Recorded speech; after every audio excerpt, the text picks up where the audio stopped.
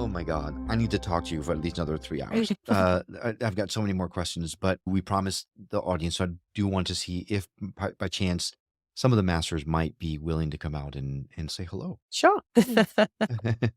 What we'll do is we'll just dive in and see what it is to be expressed, unless you have a specific question. No, I'd love to hear what they have to say. Might have follow-up questions afterwards, Sure. or I don't know. Let's see. Greetings to you. We are with you. Your Right. curiosity, of course, is the signature energy that will allow humanity to thrive and to flourish far more easily during this tumultuous experience of change. Curiosity is what allows you to become non attached to what you already know. Curiosity also is the hallmark of the children that you have in your midst. They are not so satisfied with what is already on display. They want to know what else is possible. And so, of course, if the question here is, how can humans become more comfortable in what is occurring within your reality? We would say to you, remain curious, because it is the spark of life within you that enables you to be able to create more. Furthermore, as many of you are asking in this moment, how is it that I can bring comfort to others? Again, curiosity is the key, because if you can remain curious, that sense of euphoria can begin to be felt by others. So they too can become curious about what else is possible in their lives. Is that not why you are creating this conversation and why you do what you do? Because you are igniting curiosity, and that is the spark of life. It is the nature of consciousness itself. The cosmos does not expand other than to satiate its own curiosity.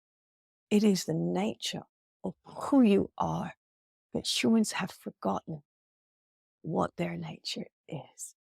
So you're saying that human nature is curiosity, but we've heard that human nature is the true nature of humanity is love. Is that at odds with each other? Well, we would say that love is the state at which humans feel that they are in peace and that they are in acceptance and can embrace all things. We would say that love is the crucible, is the platform from which curiosity arises. Because it is when you are at ease with yourself that the curiosity is there. And that is the life essence. That's what propels you forward and out into experiencing more. Love is a very restful, receiving, embracing platform from which curiosity arises. It is the flame within the crucible, is the curiosity within the state of love. Because if you are not in a state of love, curiosity does not feel like a spark of life. It feels like a fervent desire to solve a problem. And it feels like anxiety. How do you awaken curiosity if it has kind of died within you? Well, we would not say that it has died because it is always innate. What we would say is you have not given yourself permission to be in a state of not knowing, because the value that has been placed upon you is you have the answers, you know. You know how to manage the situation, you know how to avoid danger, you know how to service others' needs, and so on. And so when knowing becomes your value, it's very challenging to give yourself permission to sit in the space of not knowing. Because when you're in the space of, I don't know, suddenly the universe opens within you and curiosity and newness can arise. That's why children are such wonderful creators, because they know that they don't know and they enjoy not knowing. And yet your education system saturate them with knowledge so that the curiosity begins to diminish.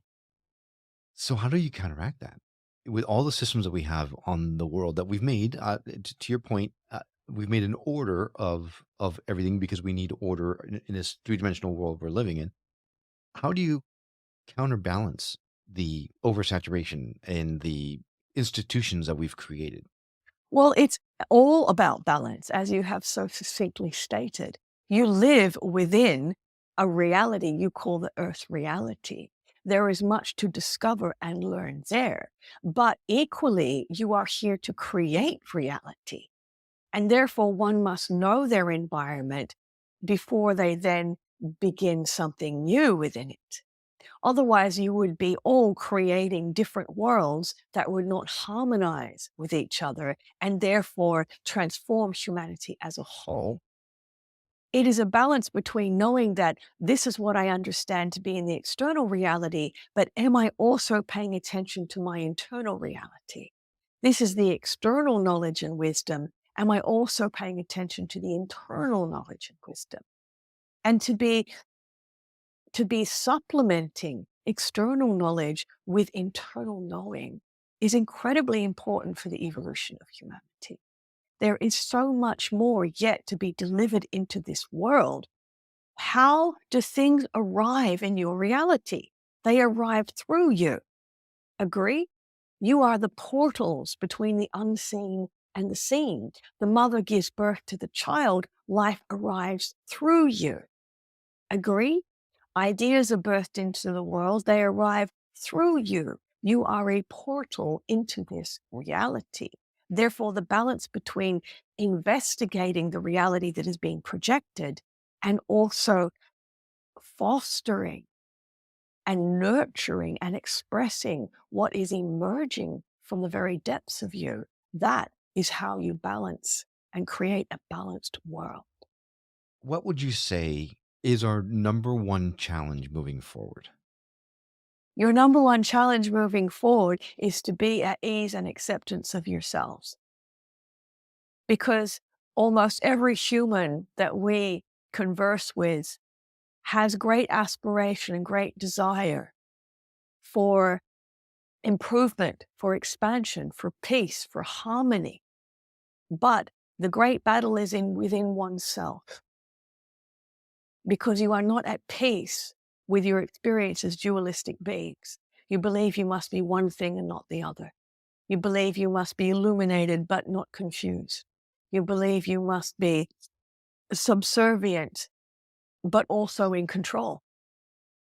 And so it's very important for you to relax into knowing that as a human, in reality, you are oscillating in and out of this reality many millions of times per your linear second.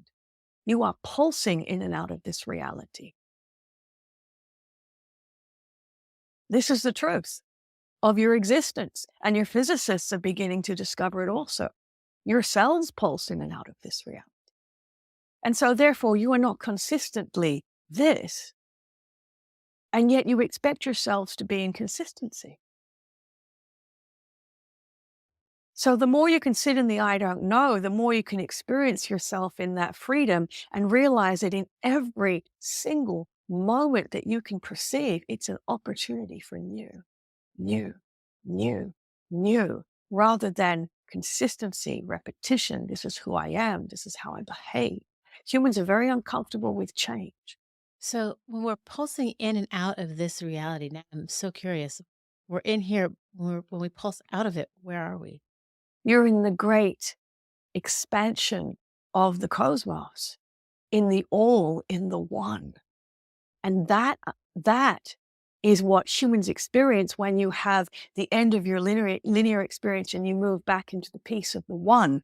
That is the love. That is the expansion. That is the relief. That is the release. That is the essence of yourself you feel just before you awaken and just as you are falling asleep. So those moments when you feel bliss during a deep meditation, for example, or your consciousness is expanded, is that what you're accessing? Yes, because when your consciousness is expanded in that way, you actually feel yourself in that state of wholeness or oneness and simultaneously within this reality.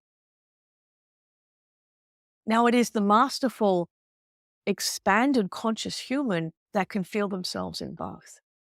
Can you live in both at the same time without pulsing in and out? You are living in both at the same time. I knew you were going to say that. Of course you did, Uh-huh. because you already know. The question is, how can your mind become aware of it? What's Mhm. interesting is your body's already becoming aware of it, because your body is always feeling quite strange recently, agree? It's Mm. becoming deregulated. Sleep patterns are being interrupted, temperature patterns are being interrupted, hormonal patterns are being interrupted because the consistency of your simulated reality is no longer being recognized by your consciousness. Your senses are now superseding the containment of that limited view. And soon your minds will begin to catch up if you actually pay attention to what your senses are telling you. See, you keep using the term simulated reality, and it keeps grabbing my attention because to me, simulation is there's a simulation theory, right? That this is all fake, that this is all just a virtual reality game. Is that what you're talking about here? Is that what you're saying? Well, that's how you understand holographic reality to be within your limited spectrum of sciences. If you understand the nature of the cosmos, everything is a holographic projection or a fractalization of the one. And so, even within your personal experience, everything you are experiencing is a fractalization of the essence of your particular vibration and frequency. The question is, how do you create a harmonious humanity? How is it that humans can actually begin to create individual realities that begin to harmonize? And that's when you begin to supersede a dualistic experience of your world.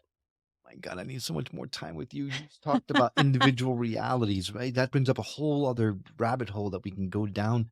Thank you so much for coming and speaking with us. I need to release you and start speaking with Rebecca again because we're quickly running out of time. But is there anything, any last minute wisdom that you feel important to impart to the audience right now? Yes, relax.